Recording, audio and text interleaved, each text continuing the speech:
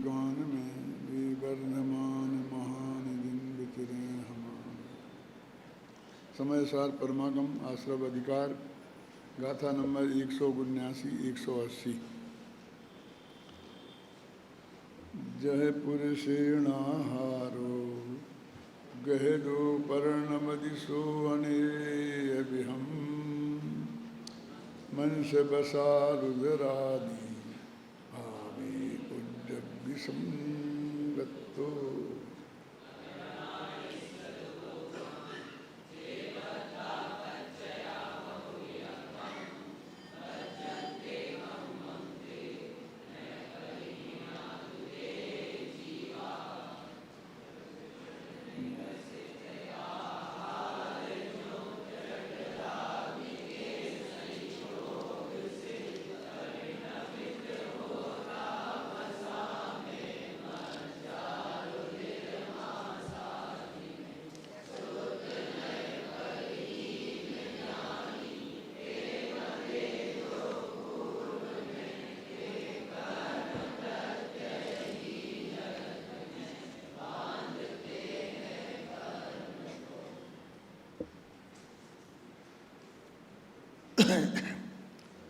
जिस तरह देखो अंत में निष्कर्ष दे रहे हैं, ये इस अधिकार की अंतिम गाथाएं हैं। और अभी तक ये बताया था कि ज्ञानी अबंध क्यों है, कैसे है, उसे आश्रव और बंध क्यों नहीं है। अब चूंकि आश्रव अधिकार है, उसका समापन कर रहे हैं, तो कहते आश्रव आखिर होता कैसे है, उसका निष्कर्ष में वो गाथाएं हैं। और जो कहते हैं जैसे कोई व्यक्ति भोजन करता है तो भोजन पेट में जाता है और उदराग्नि के संयोग से, पेट में एक जठराग्नि होती है, उसके संयोग से वो मांस, खून, हड्डी, जो जो बनना है, जो जो तत्व उसमें हैं, और जिससे शरीर के अंग को जिन जिन तत्वों की ज़रूरत है, वो उन उन अंगों में, तत्वों में ऑटोमेटिक पहुंच जाता है। उदराग्नि के संयोग से वेद नए ज्ञानावरणादि कर्म मान कार्माण वर्णाएँ कर्म रूप से परिणमित होकर, और वहाँ पुराना जो कर्म शरीर है ना, वहाँ उससे जाके बंध जाती हैं। तो ये ऐसा क्यों कहा कि वो भोजन, अब एक ही भोजन में ऐसी चीज़ भी है, कैल्शियम है, जिसकी ज़रूरत हड्डी को है। उसमें जो जो खून को, कोई चीज़ की खून में कमी हो, लोहा, तो लोहे के खून को ज़रूरत है, लोहा खून में पहुंच जाएगा, वो सब पहुंच जाता है।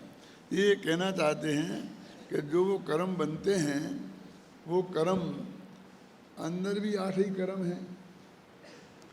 ज्ञानावरणी है, दर्शनावरणी है, 148 प्रकृतियाँ हैं, और इनमें भी आकर एक लौट का लौट आता है, तो फिर उसे बंटवारा होता है, वो इसे प्रकृति बंध कहते हैं। तो कहते हैं इसमें जो ज्ञानावरण के लायक वर्गणाएँ हैं, वो जाके ज्ञानावरणी कर्म में मिल जाती हैं। ये भी आप शायद नहीं जानते होंगे कि ये कार्मान वर्गणाएँ भी अंतर्गत भी भेद अलग है। ज्ञानावरणी की अलग है, दर्शनावरणी की अलग है, वो बहुत डिटेल है। और उस लौट में भी सब आती हैं, और वो ज्ञानावरण की जो कार्मान वर्गणाएँ हैं, वो ज्ञानावरण में अपने आगे पहुँच जाती हैं। जैसे उसमें वो शरीर में हड्डी है, तो हड्डी कैल्शियम की बनी हुई है, और उसे कम पड़ जाए तो और कैल्शियम की ज़रूरत है। तो भोजन में जो कैल्शियम होता है, वो हड्डी आकर्षित कर लेती है उसे, और वो हड्डी को आकर्षित होता है, और वो हड्डी में पहुँच जाता है। ऐसे वो कर्म पहुँच जाते हैं अपने आप। अब हमारा तो कुछ योगदान उसमें है नहीं, कि है तुम्हारा उदराग्नि के संयोग से। जैसा वो भोजन में सब चीज़ें हैं, और जो जठराग्नि है, ये अपनी शास्त्रीय भाषा है पुरानी आयुर्वेद की। अब आजकल तो ऐसा मानते हैं डॉक्टर लोग कि हमारा जो आमाशय में भोजन जाता है ना, स्टमक में, तो वहाँ पर जाके बहुत सी ग्लैंड्स होती हैं, वो अपना अपना रस छोड़ती हैं। खासकर एसिड होता है, एसिड, जैसे एसिडिटी बोलते हैं ना, वो एसिड जाकर उससे मिलता है, उससे भोजन को तोड़ता है। वो दूध को कैसे तोड़ता है तो एकदम छेना बना देता है दूध का, है ना। ऐसे ही सब अनाजों को, इनको सबको वो जो जाते हैं ना हमारे कई तरह के, वो उसे तोड़ करके फिर एकदम ऐसा एक लौट बना देते हैं कि जिसमें हर चीज़ें, हर अंग अपना अपना तरीके से ले सकता है। तो जठराग्नि के संयोग से, उसे जठराग्नि कहते हैं आयुर्वेद में। तो ऐसे ही कहते हैं कि ये ज्ञानावरणी आदि कर्म नए, पुराने ज्ञानावरण आदि कर्मों से बनते हैं, लेकिन क्या है, देखो दूसरा पद, नए पर ज्ञानी के नए परहीना जीवा, नए से रहित जो ज्ञानी जीव हैं उनके। ये कोई जठराग्नि के संयोग के लिए उन्होंने बताया कि जो जीव हैं जो शुद्ध नए से च्युत हो गए हैं, ऐसे जो जीव हैं तो उनके भावों के निमित्त से, भाव माने मिथ्यात्व और अनंतानुबंधी कसाएं, इनके निमित्त से जठराग्नि की जगह ये हैं। और वो नए पुराने कर्म नए कर्मों से बन जाते हैं। जो हमारे पास भोजन जाता है वो जठराग्नि से नहीं बनता है, जो पुराने उसके भाई बंधु वहाँ हैं, कैल्शियम है तो कैल्शियम से, हड्डी से, वो उससे बनता है, बनता तो उससे है, लेकिन जठराग्नि उसमें निमित्त है। ऐसे आत्मा के वे परिणाम उसमें निमित्त हैं। अब वो कहते हैं पूर्व कर्म के उदय के निमित्त से वो नए कर्म बनते हैं। अब वो निमित्त कह दिया ना उसे, तो कहते वे काय के निमित्त, उनसे तो बंध रहे ये जाकर के। तो कहते हैं कि ये और अपने राग के बिना बनते नहीं हैं। तो इसके तो ये कहते हैं कि वे उन्हें निमित्त बने, तो उनके निमित्त बनने के निमित्त ये हैं मोहरागदेश के परिणाम। निमित्त तत्व के निमित्त जो शुरू में बात की थी ना, वो वहीं ये बात आ गई। बाकी तो इसमें आप पढ़ लेना, ज़्यादा माल है नहीं, इतनी सी बात है। दो बातें बहुत महत्वपूर्ण हैं जो आपकी इस किताब में लिखी हैं। निकालो आप पेज नंबर 70।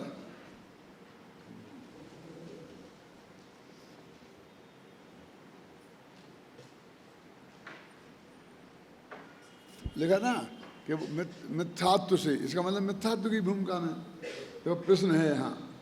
इस गाथा में तो ऐसा लिखा है कि ज्ञानी जीवों के पूर्वबद्ध द्रव्य प्रत्यय उन्हें द्रव्याश्रम अनेक प्रकार के कर्म बांधते हैं, यानी वो पुराने द्रव्य हैं उनका उदय नए कर्म बांधता है। क्लियर बात लिखी है। अब तुम जबरदस्ती आत्मा को बीच में लगा रहे हो, कह रहे हैं, है ना। और आप कह रहे हैं कि यह आत्मा मिथ्यात्व की भूमिका की बात है, अज्ञान अवस्था की बात है। इसका क्या कारण है? यानी आप ये मिथ्यात्व की बात क्यों कर रहे हो? हाँ, तो कर्म, पुराने कर्म नए कर्मों को बांधते हैं, झगड़ा खत्म। यद्यपि गाथा में राणिस्य पद पड़ा है, देखो अब गाथा में राणिस्य मैंने ज्ञानी के। अब तुम कह रहे मिथ्यात्व की मैंने अज्ञानी की बात है, तो ज्ञानी की बात है ना, तो अज्ञानी की बात नहीं है ना। लेकिन तथापि साथ में नए परहीना भी लिखा है। अब दिक्कत ये हो गई कि ज्ञानी तो नए से परहीन होता नहीं है, और ये नए हैं वो शुद्ध नए से परहीन है। शुद्ध नए की बात चल रही थी, तो ज्ञानी तो शुद्ध नए वाला होता है। और यहाँ तुमने नए, अज्ञानी के नए ही नहीं होते ना, नया भास होते हैं। तो नए परहीना लिखा है, यहाँ ज्ञानी भी लिखा है और नए परहीना भी लिखा है। ये झगड़े की जड़ है जो अपन को खास समझने का है। तो वो ये कह रहे हैं, अब यहाँ पर एक दिन मैंने बताया था कि ज्ञानी 3 तरह के होते हैं। याद है किसी को? हाथ उठाओ। बहुत कम उठ रहे। कोई बात नहीं है, मैं बताता हूँ। अब अपने अपने ज्ञान से देख लेना कि एक तो जिनमें ज्ञान है वे ज्ञानी। निगोदिया भी ज्ञानी है क्योंकि वो ज्ञान है, और पुद्गल है उसमें ज्ञान नहीं है इसलिए वो अज्ञानी है। एक ज्ञानी तो जी, और दूसरा जिसे सम्यक दर्शन सम्यक ज्ञान है वो ज्ञानी है? और तीसरा केवल ज्ञानी ज्ञानी। तो दूसरा सम्यक दृष्टि ज्ञानी और मिथ्या दृष्टि अज्ञानी, और केवल ज्ञानी ज्ञानी और 12वें गुणस्थान तक के अज्ञानी। हैं? आचार्य भी लिखते हैं ना कि भाई मैं ज़्यादा नहीं समझता हूँ, अज्ञान की वजह, बस यदि कोई गलती हो जाए तो सुधार करके पढ़ना, है ना। तो वे कौन सा अज्ञान की बात करते हैं? वो जो केवल ज्ञान वाला ज्ञान है वो मेरे को नहीं है। और मैं करुणा नियोग की बातें लिख रहा हूँ शास्त्रों के आधार पर। अब कहीं ना कहीं गड़बड़ तो हो ही सकती है, तो उसकी बात करते हैं क्या? अभी तो अपना आता है तो अपने को अज्ञानी लिख रहा है, अज्ञानी लिख रहा है, अज्ञानी लिख रहा है, वो ये ज्ञान। तो ये कहते हैं कि यहाँ पर ज्ञानी माने वो अज्ञानी है जो अनादि से लेकर अनंत काल तक जिसमें ज्ञान है वो ज्ञानी, और जिसमें ज्ञान नहीं है ऐसा धर्म अधर्म आकाश और काल अज्ञानी। ये लेना, ये कहते हैं राण का अर्थ ये लेना। क्योंकि शुद्ध परिहीना, नए से परिहीन लिखा है, क्योंकि दूसरे नंबर का ज्ञानी और तीसरे नंबर का ज्ञानी वो तो नए से परिहीन होते नहीं हैं। एक बात समझ नहीं ना। अतः यहाँ ज्ञानी शब्द का अर्थ सामान्य जीव ही लेना। ज्ञानी शब्द के दो अर्थ हो सकते हैं, यहाँ दो लिखे, मैंने तीन बता दिया आपको। जिसमें सम्यक ज्ञान हो वे ज्ञानी, एक अर्थ तो यह है, और दूसरा यह है कि जिसमें ज्ञान हो, चेतनता हो, वह ज्ञानी जीव। यद्यपि यहाँ ज्ञानी का अर्थ सम्यक ज्ञानी नहीं, सामान्य ज्ञानी अर्थात जीव लिया जा सकता है, तथापि ऐसा जीव लेना अभीष्ट है। अब ये नई बात है कि जो पहले सम्यक ज्ञानी था और फिर मिथ्या ज्ञानी लेना है, वो अनादि वाला नहीं लेना। क्यों छाबड़ा जी, क्यों? बोलना मत, बस मैं वैसे आपका ध्यान आकर्षित कर रहा हूँ। बुलवाना होगा तो विद्यार्थियों से बुलवा लूँगा। ये वो क्यों लेना कि जो पहले ज्ञानी था और अब अज्ञानी हुआ है, ये इसमें से कहीं से निकलता है ना? गाथा में से निकलता है कहीं। शुद्ध नए से जो च्युत हुए हैं ना, ये लिखा। तो शुद्ध नए से मैंने पहले पहुंच गए थे पर वहां से गिरे, ये गिरने वाला जीव लेना। तो चढ़ा होगा वो तो गिरेगा ना।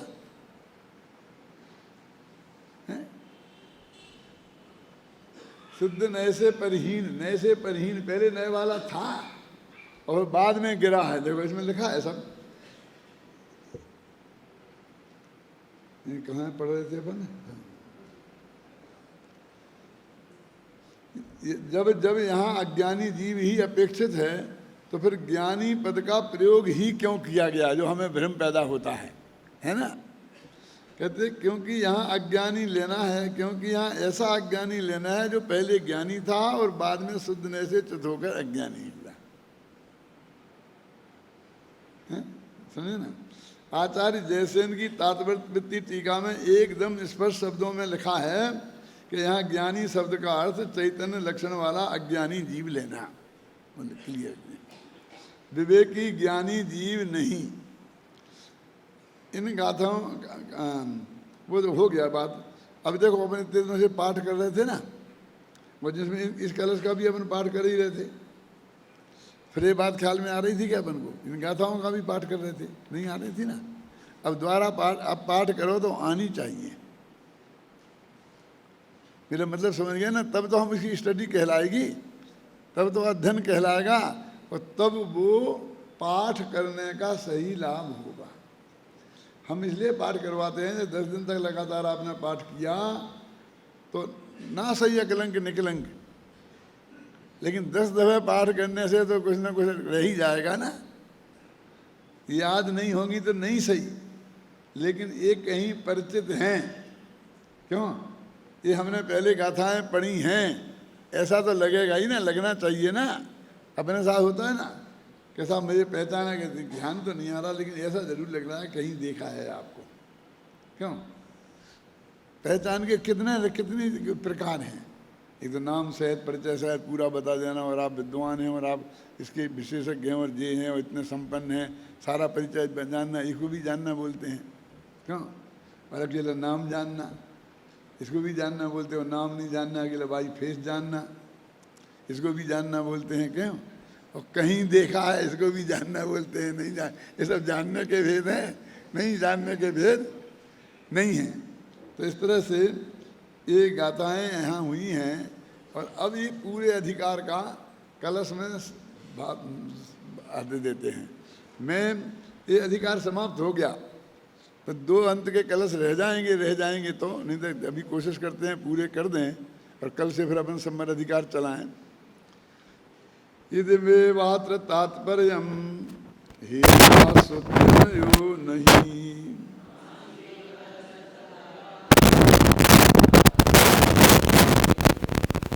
इस कथन का सार यह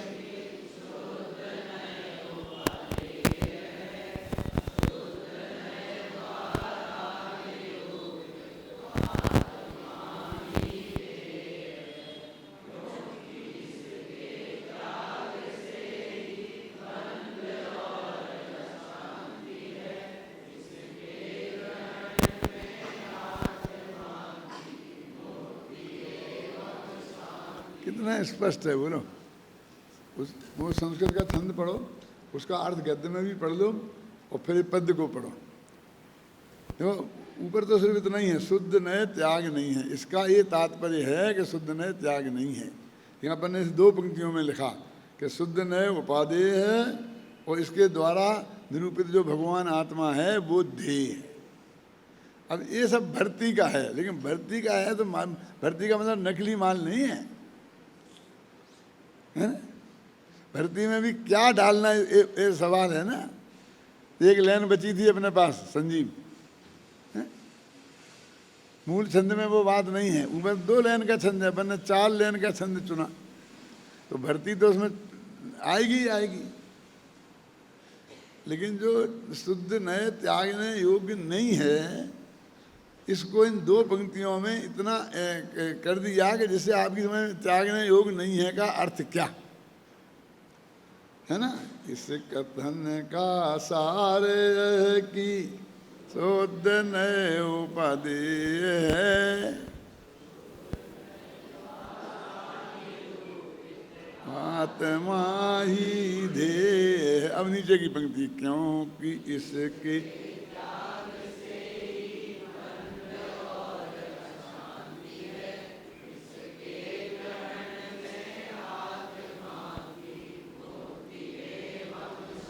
यहाँ भी 1 लाइन का अर्थ 2 लाइन में किया है, तो यहाँ भी भर्ती के शब्द तो होंगे ना। कौन सा शब्द भर्ती का है बताओ, सोचो, लगाओ फटाफट। देखो तुम संस्कृत वाले हो ना, मूल में देखो और इसमें देखो। जो संस्कृत नहीं जानते हैं वो हिंदी में जो अर्थ लिखा है ना गद्य में वो पढ़ो, और इसे पढ़ो तो मालूम पड़ जाएगा उसमें क्या है। थोड़ी मेहनत करने चाहिए, सीखना चाहिए, है? हाँ, शांति और अशांति, शांति अशांति इसमें नहीं है ना। देखो इसमें क्या है, बंध और अबंध है। इसके त्याग से बंध है और अत्याग से अबंध है। ये है, इसमें शांति है और अशांति है नहीं है। तो अपन ने भर्ती के शब्दों में शांति और अशांति जोड़ी, ठीक है ना। इससे बढ़िया कुछ जोड़ा जा सकता है क्यों? तबीयत खिलती है ना इससे, क्यों है? इस कथन का सार यह कि शुद्ध नए उपादेय है,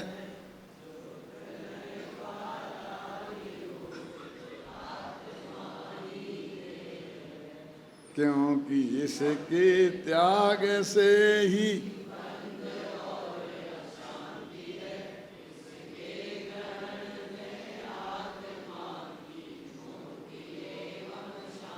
मुझे तो ये छंद इतने अच्छे लगते हैं कि जब ये आ जाते हैं तो आगे बढ़ने की इच्छा नहीं होती है। जब मैं यहाँ से कहीं बाहर जाता हूँ अपनी गाड़ी से, और गाड़ी से जाता भी इसी लोभ में हूँ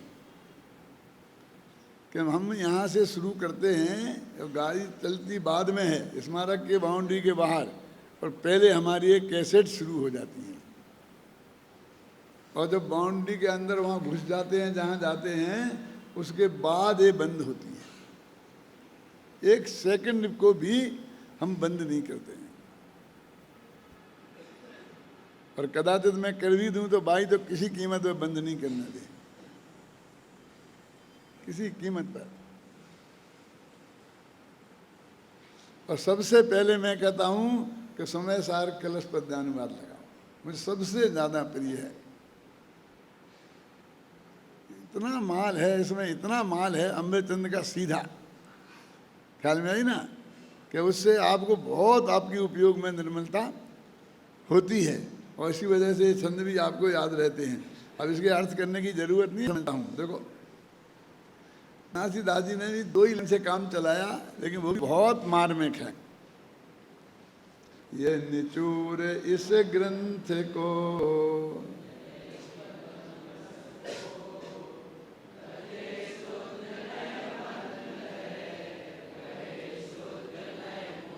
क्या फर्क है बोलो, अपने अपने पद्यानुवाद में इसमें क्या फर्क है? देखो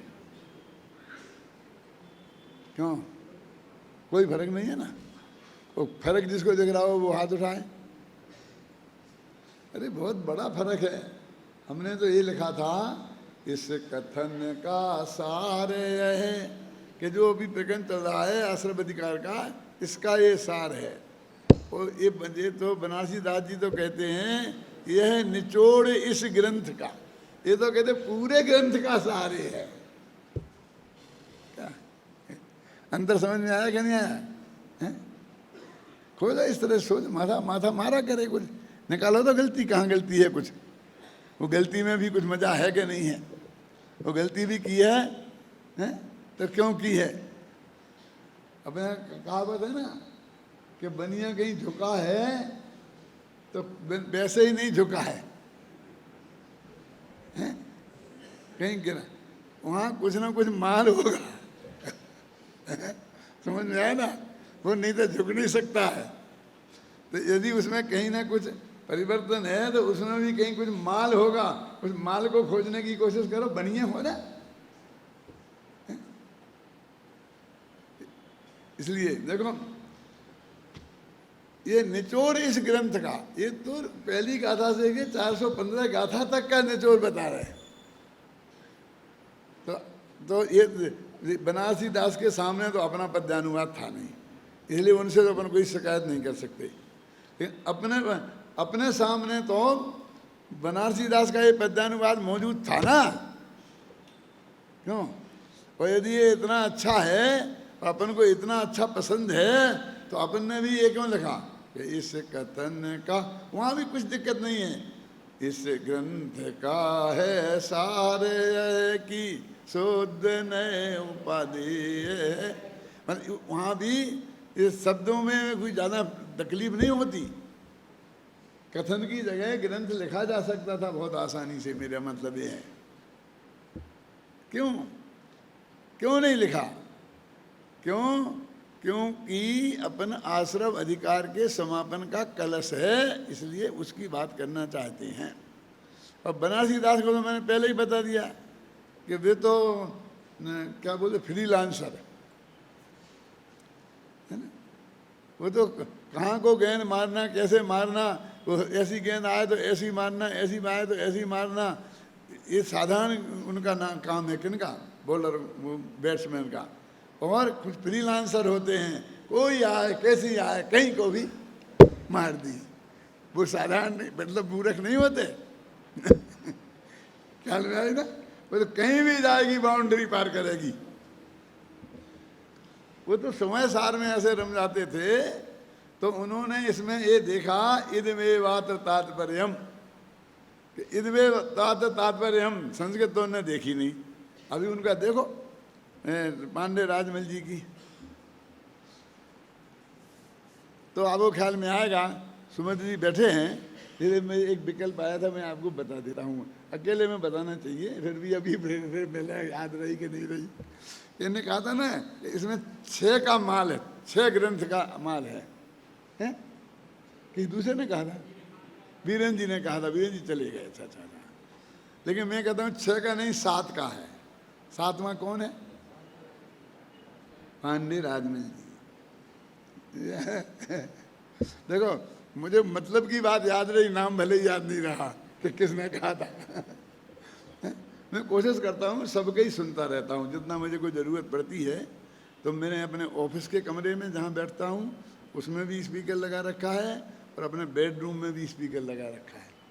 तो मैं दोनों जगह उसे चालू ही रखता हूँ, बंद करता ही नहीं हूँ, तो सुनता रहता हूँ। तो मुझे उस वक्त विकल्प आया था कि भाई ये पांडे राजमल जी भी इतने महत्वपूर्ण बातें हैं कि बनारसी दास तो उन पर ही डिपेंड करते हैं। हाँ सहजानंद एक आध जगह लिया है, कहाँ लिया है आप बता सकता है कोई? हाथ उठाओ। कहाँ लिया है सहजानंद जी का? सहजानंद जी मैंने मनोहर लाल जी बर्नी का। वो इसलिए ये एक उनमें ही मिला वो मुझे, और किसी में नहीं मिला। इसलिए पूरी 415 गाथाओं का अनुशीलन लिखा, और हर गाथा में भी उनका मैंने देखा है, लेकिन और कोई चीज़ मुझे नहीं लगी कि मैं उसे कोट करूं, लेकिन वो चीज़ अन्यत्र कहीं नहीं थी। बताओ क्या है? चौथी पांचवी यही गाथाओं में है, हैं? हाँ कहते हैं एक कौन सा शब्द है ये मैं बताता हूँ। एक ये पहली दूसरी तीसरी गाथा है, बोलो ना, तो उसमें आता है। पहली दूसरी तीसरी में भी है। वो कौन से लिखा है जो मैंने लिखा है उनका कोट करके, अभी मेरे दिमाग में अभी नहीं है।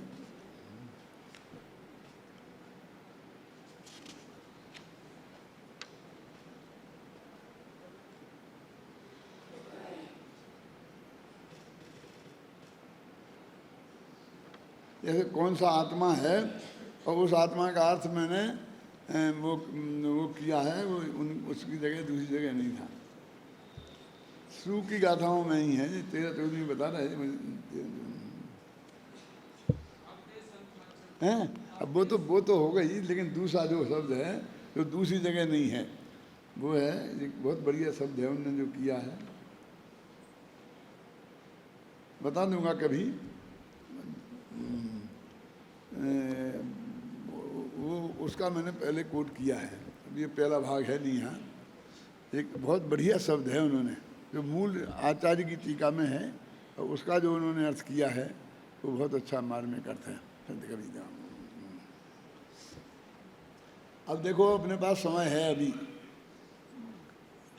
20 मिनट है मेरे ख्याल से, है ना?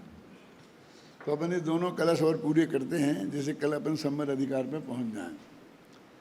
धीरोदार महिन में अनादि निधने बोधे निवाग्नम धृति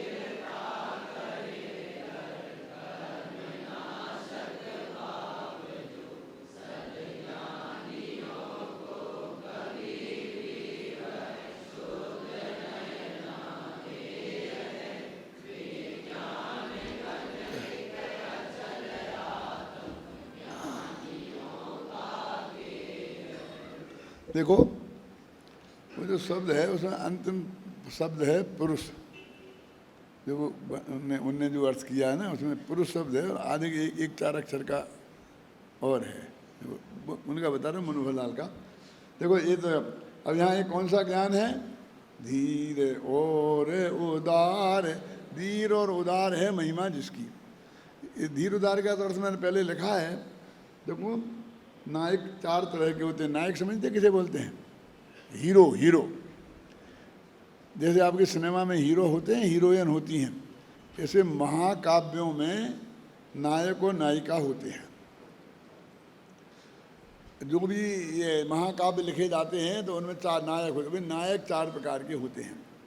धीरोदात्त, धीरोधत्त, धीर ललित और धीर प्रशांत। क्या समझ में आया ना? इन चारों में धीर शब्द तो लगा ही लगा है, और दूसरा अक्षर बदल गया। तो धीर का माने धैर्यशाली। धैर्यशाली माने सहन करने की क्षमता।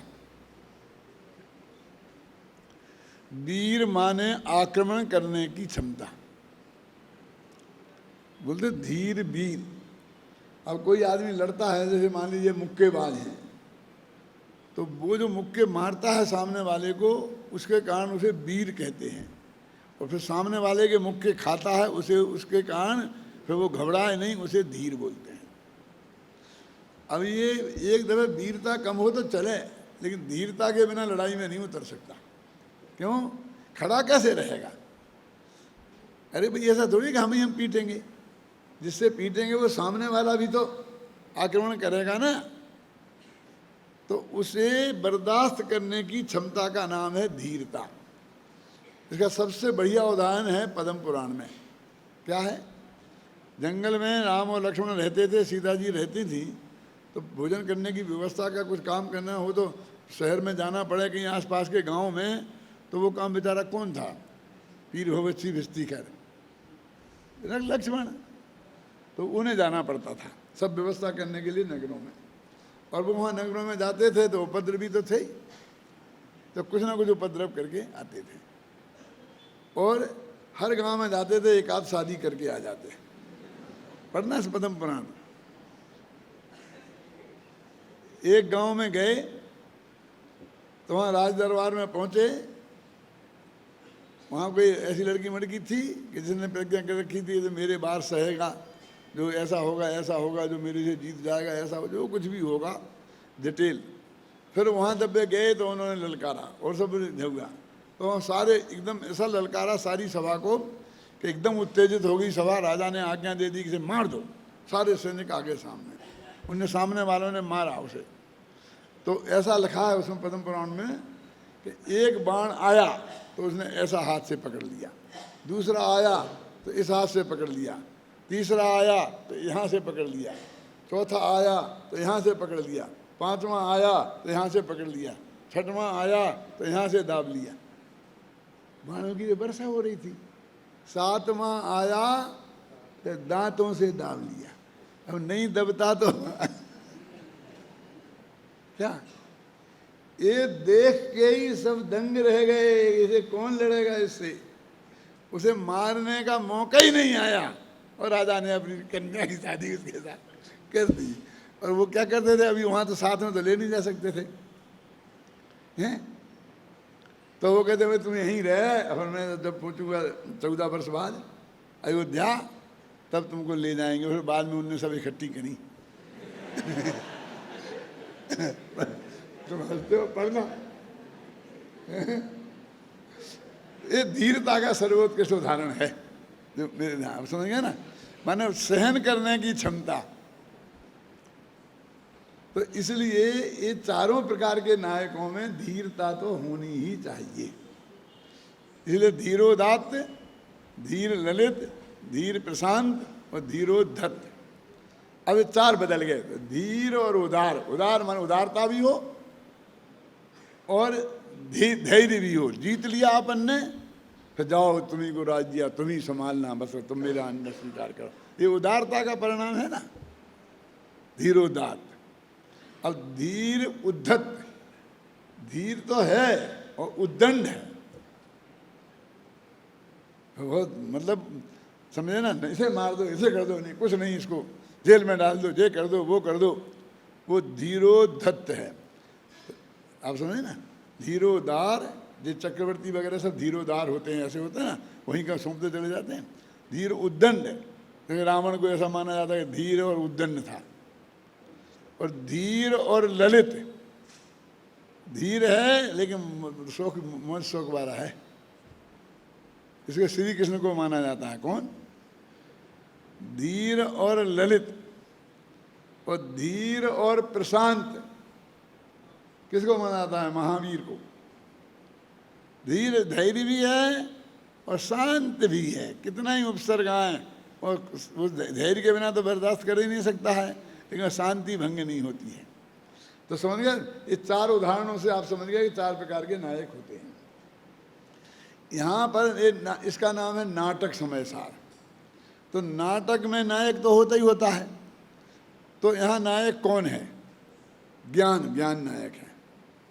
ज्ञान नायक है और वो कैसा नायक है, तो धीरोदात्त है। पहले जगह से पढ़ना, पहले कलश से जहाँ से मंगा धीरोदात्त, धीरोदार, यहाँ दात, वहाँ दात आ गया जैसे जरूरत हुई। यानी ये जो ज्ञान है ये धीरोदार्त नायक है। धैर्य भी है और ज्ञान में उदारता भी है। क्या? अनंत प्रतिकूल गेयों को जानते हुए भी जिसमें चित्त में अशांति नहीं होती। लाखों लोग हमें गालियां दे रहे हैं, भगवान महावीर के केवल ज्ञान में नहीं आता होगा? क्यों? हमें तो कोई महावीर को आज तक गाली देते देखा ही नहीं। अरे भाई, वे कहते जगत में एक देव दूसरे देव का करता नहीं है, और जगत कह रहा कि नहीं करता है करता है करता है, तो यही तो गाली है। और क्या गाली हो गई है? ये कह रहे कि एक नंबर का झूठा है, वो ऐसा नहीं कह रहे, समझ गए ना? लेकिन कोई चित्त में अशांति नहीं है, उसे कोई घबराहट नहीं है, कहने दो। कोई कोशिश नहीं है कि भाई कल से मत कहना, आज तो माफ कर देता हूं, समझ गए ना?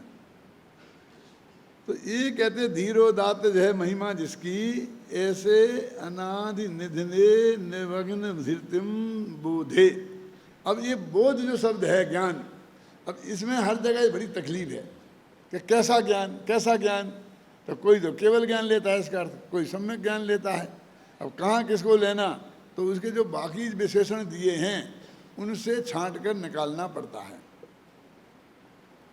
ख्याल में है ना? इसमें लिखा है देखो, इस प्रकार इस कलश में, ये तो यह है ना, धीर और उदार महिमा वाले अनादि निधन ज्ञान में स्थिरता करता हुआ। कौन अनादि निधन लिखा भैया? क्यों? तो कौन सा ज्ञान होगा जी? ज्ञान के तीन अर्थ होते हैं, एक त्रिकाली ध्रुव भगवान आत्मा, एक सम्यक ज्ञान और एक केवल ज्ञान। त्रिकाली होगा। क्यों बोलती हूँ जल्दी? हमारे विद्यार्थियों को बोलने सुनो, शांति है। पूरा पढ़ा नहीं, इसलिए बहन को ऐसा लग गया। क्यों? इसलिए तो मैंने ये पूछा। देखो पढ़ो, अभी इसी में लगा, धीर और उदार महिमा वाले अनादि निधन ज्ञान में स्थिरता करता हुआ ज्ञान। तो कौन अनादि का हुआ? कि वो पर्याय वाला ज्ञान हुआ, सम्यक ज्ञान हुआ। देखो वो अनादि निधन ज्ञान में तो स्थिरता कर रहा, वो अनादि निधन नहीं है। क्या क्या कमल जी, समझ में आ गया क्या नहीं? देखो इसलिए मैं ये अर्थ पढ़ के सुना रहा हूँ। धीर और उदार महिमा वाले अनादि निधन ज्ञान में स्थिरता करता हुआ समस्त कर्मों के समूह को नष्ट करने वाला शुद्ध नय, ये शुद्ध नय वाला ज्ञान है। यहाँ कर्ता शुद्ध नय है, वो अनादि निधन आत्मा करता नहीं है। कर्ता जानते हैं? कर्ता कर्म किया, एक वाक्य बनता है ना, तो एक कर्ता होता है। तो यहाँ वो शुद्ध नय का कर्ता है, वो है नहीं है। ख्याल में है ना? शुद्ध नय धर्मात्मा ज्ञानी पुरुषों द्वारा कभी भी छोड़ने योग्य नहीं है। तो आप समझ, ये तो उस ज्ञान की महिमा बताई है कि उस ज्ञान में ये जो ज्ञान ठहरा है उस ज्ञान की महिमा है। क्योंकि शुद्ध नय में स्थित पुरुष बाहर निकलती हुई अपनी ज्ञान किरणों के समूह को अल्पकाल में ही समेटकर पूर्ण ज्ञान घन पुंज रूप जो भगवान आत्मा एक अचल शांत तेज पुंज को देखते हैं, अनुभव करते हैं। वो ज्ञान जो अंदर में, वो जो ज्ञान है त्रिकाली ध्रुव, उसको जो देखने जानने वाला ज्ञान है, ऐसा ज्ञान को मैं नमस्कार करता हूँ। आप सुने ना, ये महिमा है। छंद में, हिंदी के छंद में क्लियर है, पढ़ो आप। धीर और उदार महिमा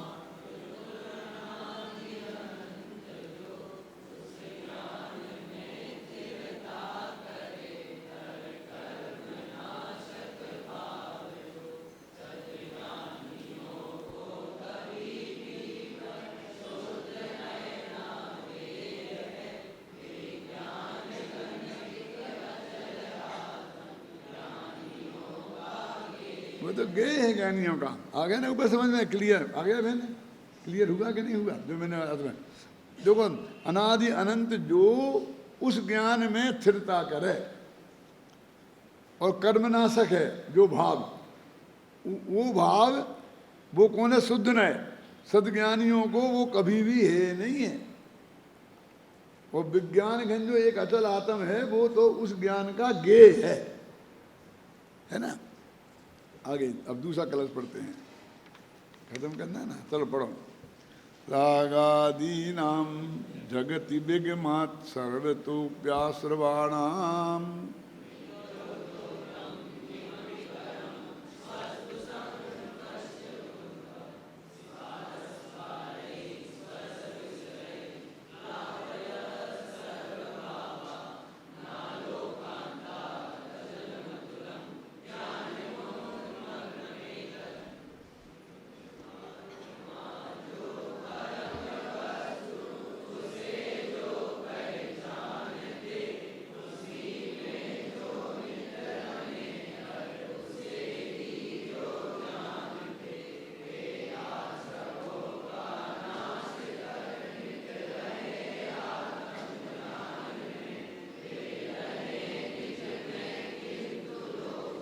लोक रोजाना पढ़ते हो ना, वे रहें निज में किंतु लोकालोक उनके ज्ञान।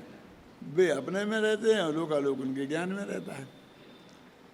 कहाँ है ये? सकल गे ज्ञाय कि तदपि निजानंद रसलीन। वे जो जनेन्द्र हैं वो निज में रहे, माने निजानंद रसलीन, निज में रहे। और सकल के ज्ञायक माने लोकालोक उनके ज्ञान में है। वे रहें निज में किंतु लोकालोक जिनके ज्ञान में, उनके ज्ञान में लोकालोक रहता है। वे कोई लोकालोक को जानने नहीं जाते हैं, वे तो अपने में मगन रहते हैं, अपने से बाहर निकलते ही नहीं हैं। ऐसे वे भगवान सदा ही उदित परमात्म वस्तु को अंतरंग में देखने वाले पुरुष को रागादि आश्रव भावों का शीघ्र ही सर्व प्रकार से नाश होने से सर्वलोकालोक को जानने वाला अनंतानंत विस्तार को प्राप्त ज्ञान सदा अचल रहता है। प्रकट होने के बाद ज्यों का त्यों बना रहता है, चलायमान नहीं रहता है। उसके समान अन्य कोई ना होने से ज्ञान को अतुल कहा जाता है। देखो फिर इसमें हम वो त्रिकाली ध्रुव ले जाएंगे। यहाँ एक केवल ज्ञान की महिमा है, मोह शुद्धने वाले वो सम्यक ज्ञान की महिमा थी, और यहाँ एक केवल ज्ञान की महिमा है। क्या लिखा ना कि लोकालोक को जानने वाला जो ज्ञान है वो अचल रहता। अचल क्यों कहा? अचल विशेषण तो हम त्रिकाली ध्रुव को लगाते हैं। तो वो कहते हैं कि अनंत काल तक ऐसा ही रहेगा, बदल करके फिर अल्प ज्ञान रूप नहीं होगा। पर इस दृष्टि से उसे अचल कहा है। क्या वैसे तो वो केवल ज्ञान भी एक एक समय में बदलता है। तो एक समय पहले का केवल ज्ञान दूसरे समय नहीं रहता है, क्योंकि वो पर्याय है ना, तो पर्याय का स्वभाव तो नष्ट होना है, और दूसरे समय में नया केवल ज्ञान पैदा होता है। मैं इसे ऐसा कहता हूँ कि अपना जो जरा समझना, अपना जो ज्ञान है अभी अपने पर्याय में प्रकट एक समय का क्षण बढ़ती ज्ञान है, उसमें इतनी ताकत है, सैनी पंचेंद्रिय है ना अपन, कि उससे आत्मा जाना जा सकता है ना। अब उस ज्ञान को हम सारे जगत को, जिसके जानने से कोई लाभ नहीं है, और उसके जानने में बर्बाद कर रहे हैं। क्यों? अब इसको सरल करना हो तो हमारे पास 100 रुपया है। अब उस 100 रुपये में 2 समय सार खरीदे जा सकते हैं। और एक आप अपने पास पढ़ने को रखो, एक पत्नी को दे दो आराम से, कितना बड़ा काम हो सकता है। क्यों? और दोनों जने बैठ के स्वाध्याय करो। ऐसे 100-100 के नोटों को तुमने कितनी कितनी चीज़ों के खरीदने में आज तक बर्बाद किया है। सिनेमा देखने गए तो 100 का नोट तो बर्बाद किया ही, और साथ में 3 घंटे बर्बाद किए। अब और क्या क्या चीज़ें, पान खा लिया, तो वो जो भी, मुझे ज़्यादा पता नहीं क्या क्या करते हैं, आप अपना अपना अंदाज़ लगा लेना। ये इतनी कितनी कीमती संपत्ति है कि उससे क्या खरीदा जा सकता था, और आपने क्या खरीदा है, कितनी बर्बादी की, उसकी आप कल्पना कर। अब ये उदाहरण हुआ सिद्धांत कि जिससे भगवान आत्मा जाना जा सकता है, जिस ज्ञान पर्याय से, उस ज्ञान पर्याय में तूने क्या क्या जाना, क्या है? समझ गया? कितनी गंदी गंदी गंदी चीजें जानी, और उस ज्ञान पर्याय को तूने किस तरह से नासमझी से बर्बाद किया। तो हमने कितनी बर्बादी की है, इस पर दो आंसू बहाने की जरूरत है कि नहीं है? लेकिन घबराने की जरूरत नहीं है बेटा। क्यों? कितनी ही बर्बादी क्यों ना की हो हमने, लेकिन जितना ज्ञान आत्मा को जानने के लिए चाहिए वो भाग्य से अभी हमारे पास बचा है। क्या? अरबों की संपत्ति हमारे पास थी, 100 गाड़ियां थी, 10 बंगले थे, ये थे, सब लुट गया। लेकिन भाग्य से एक बंगला, एक गाड़ी, खाने के लिए रोटियों का इंतजाम अभी है, चिंता करने की जरूरत नहीं। कितना बर्बाद किया उसको मत रो। रोगे तो क्या होगा बोलो सनत कुमार जी? कि ये जो तुम्हारे समय में ज्ञान की पर्याय है वर्तमान में, उसको जानने में बर्बाद हो जाएगी। जो बर्बाद हुआ वो तो हुआ, लेकिन जो अभी बर्बाद नहीं हुआ और है, जिससे तुम्हारा काम हो सकता है, वो भी उसी को ज्ञान ज्ञेय बना लेगी। कौन? जो बर्बाद हो गया है नरेंद्र जी, वो उसे जानने में बर्बाद हो रही है। बोलो कौन सी बर्बादी खतरनाक है? जो बर्बाद हो गया वो, जो तो अभी तेरे पास मौजूद है वो। यानी उस आत्मा का ज्ञान कर ले, इतना ज्ञान तेरे पास प्रति समय मौजूद है, कितना बर्बाद हुआ उसे क्यों रोता है? हैं? अब उसे उपभोग करना, कोई कमी तो आई नहीं है। तू एक ही गाड़ी में बैठता था, एक ही बंगले में रहता था, एक ही बेडरूम में सोता था, एक ही फोन करता था, वो सब मौजूद है। और अमेरिका में तो ये नियम है, आपके पास कितना ही कर्जा हो, लेकिन कुर्की भी हो जाए तो ये चीज़ कोई कुर्की नहीं कर सकता। वो रहने का मकान, बैठने की गाड़ी, जो उसकी देने का आवश्यकता की चीज़ें हैं ना, उसमें कोई हाथ नहीं लगा सकता। नियम है कानून से। अरबों का कर्जा हमारा तुम्हारे ऊपर है, और उतने साजों को तुम ले लो, उसमें नहीं ले सकते ज़्यादा। और रात के 11 बजे बाद तुम फोन नहीं कर सकते। वो तुमने उसकी नींद खराब कर दी, इस पे तुम पे दावा करेगा, और वो दावा करोड़ों डॉलर का होगा। तुम उसे डिस्टर्ब नहीं कर सकते। हमारे करोड़ों रुपये बाकी हैं तो होंगे, करो, दोपहर में करो, तगादा करना है करो, अदालत में जाओ, कुछ भी करो। आप समझ ना, उसकी लाइफ को डिस्टर्ब नहीं कर सकते। तो तुम्हारे पास है ना कौन सा वो ज्ञान जिससे आत्मा जाना जा सकता है, और कोई तुम्हें डिस्टर्ब नहीं कर सकता। वो तुम्हारे पास कानून अधिकार प्राप्त है। काय को रो रहे हो? जो गया उसके लिए। उसे वर्तमान की ज्ञान की संपत्ति, उसे क्यों बर्बाद कर रहे हो? वो शुद्ध न, उससे च्युत हुए तो अशांति है, बंद है, और उसमें रहे तो शांति है और मुक्ति है। बोलो बस खत्म। अब वो चीज़ तो तुम्हारे पास है, कितना बर्बाद हुआ उसे क्यों रोना? अब हम क्या करें साहब? अब ये वर्तमान का भी बर्बाद हो गया। बोलो प्रकाशन जी, अब क्या करें? अब तो रोएं कि नहीं, रोने की जरूरत नहीं है। कि क्यों नहीं है? कि वो गया तो जाने दो, अगले समय फिर वो नया पैदा होगा। ख्याल में आई ना? बैंक में तुम्हारे पैसे जमा हैं और तुम्हारे लिए 100 रुपया रोज का खर्चा है, तो 100 रुपया रोज तुम्हें नए मिलेंगे। तुम उसे बर्बाद नहीं कर सकते। तुम कितनी बर्बादी पे उतरो। क्या बाप कह गया कि ये FD है, इसको साला तोड़ा नहीं सकता मेरा बेटा, बस इसका ब्याज इसे दे देना। ये भगवान आत्मा में जो ज्ञान की पर्याय, उसे तुम बर्बाद, अगले समय फिर आएगी कि बाबी बर्बाद हो गई, हो जान दे, अगले समय फिर आए। लेकिन बहुत अनलिमिटेड काल तक ऐसा ही करता रहेगा, तो ये जो सूक्ष्म ज्ञान है ना, आत्मा को जानने लायक, वो एक दिन चला जाएगा और 4 गति और 84 लाख योनियों में भटकेगा, ना मालूम कहाँ कहाँ जाएगा। इसकी कल्पना कर ले। जो बर्बाद हो गया उसके लिए मत रो, जो है उसे संभाल। मरे बेटे की बड़ी बड़ी आंखें सबको दिखती हैं, अरे जो भी छोटी आंखों वाला है पहले उसे संभाल, बड़े बेटे को क्यों रोती है? वो तो मर गया, अब उसे क्या होने वाला है उसके बारे में एक समय भी सोचना समय और शक्ति को बर्बाद करना है। क्यों? जो बचा है उसे संभाल। सभी लोग अपने उपयोग को संभालने के लिए उस त्रिकाली ध्रुव को संभालें उपयोग के द्वारा और अपना कल्याण करें इस भावना के साथ में।